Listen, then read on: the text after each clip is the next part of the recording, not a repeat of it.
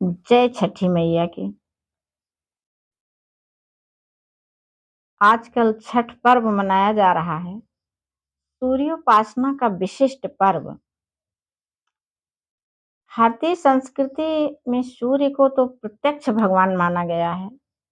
भगवान के सब रूपों में सूर्य ही एकमात्र ऐसे देवता हैं जिनका कि दर्शन हम सब लोगों को प्रत्यक्ष मिलता है। और यह पर्व जो है सूर्य देवता की आराधना में मनाया जाता है। इस दिन कोई भी सूर्य भगवान से चाहे जो भी प्रार्थना करता है, मन से सच्ची निष्ठा के साथ, विश्वास के साथ, उसकी प्रार्थना पूरी अवश्य ही होती है। हमारे मन में काफ़ी दिनों से एक अनुभव था। हम लोग जो पुराणों की कहानियाँ सुनते थे, वो तो सुनते ही थे, लेकिन बिल्कुल नई और ताज़ी घटना आपको हम बता रहे हैं कि अभी 2 साल पहले छठ की पूजा हो रही थी और एक महिला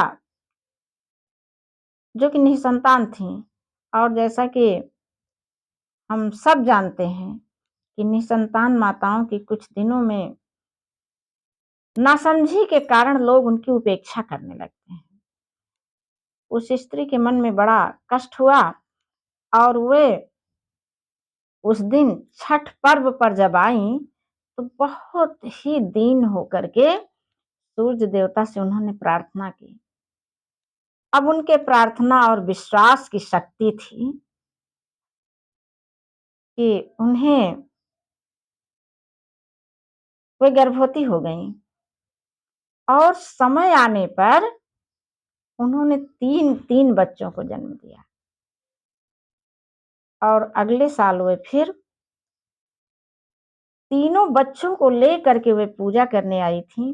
वहाँ पर जितनी लोग थीं सब देख-देख करके सभी को मतलब मन में ईश्वर के प्रति बहुत ही विश्वास की भावना जग रही थी।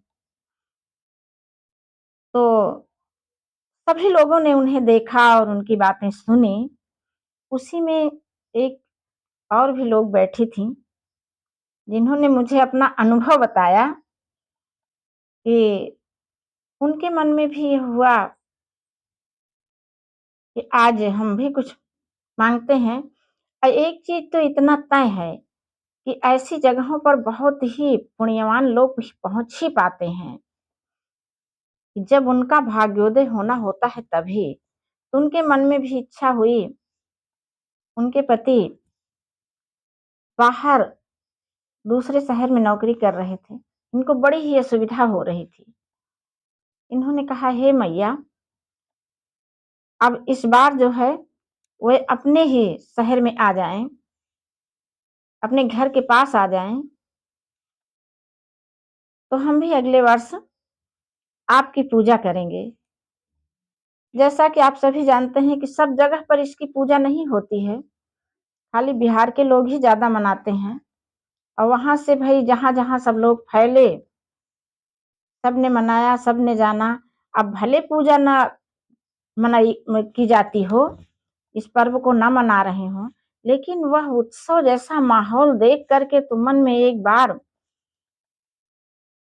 निष्ठा की भावना जाग ही जाती है। भगवान के प्रति विश्वास से मन भर जाता है। तो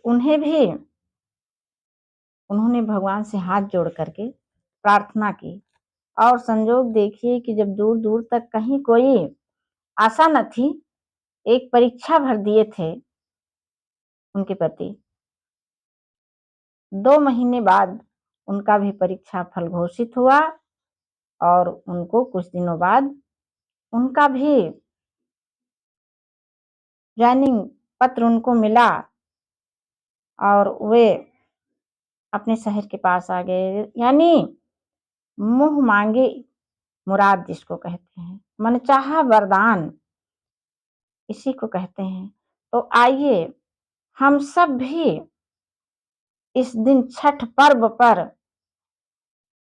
सूर्य देवता की आराधना में जो कुछ भी कर पाएँ, ज़रूरी नहीं है कि हम जैसे सब हो रहा है वही हो।